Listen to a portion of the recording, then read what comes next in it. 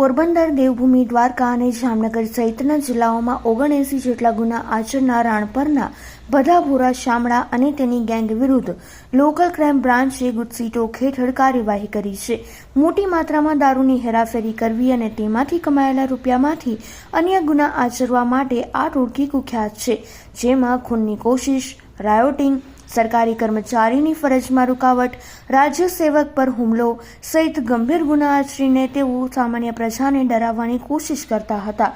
સંગઠિત ગુના આચરતી આ ટોળકીને અંકુશમાં લેવા અને કાયદાનો પાઠ ભણાવવા જિલ્લા પોલીસ વડા ભગીરથસિંહ જાડેજાના માર્ગદર્શન નીચે કડક કાર્યવાહીનો આદેશ છૂટતા લોકલ ક્રાઇમ બ્રાન્ચના ઇન્સ્પેક્ટર R.K. કાંબરિયા અને તેમની ટીમે આ ટોળકી વિરુદ્ધ 79 જેટલા ગુના નોંધાયા હોવાથી ગુજસી ટોક હેઠળ કાર્યવાહી કરી છે, જેમાં ગેંગ લીડર ભદાભોરા શામળા ઉપરાંત તેના સાગરીતો અરજણ આલા કોડિયાતર, મેરામણ ગોગન કટારા, કરમણ જગા કોડિયાતર, થાના આલા કોડિયાતર, પોપટ અને વેજાભોરા શામળાનો સમાવેશ થાય છે.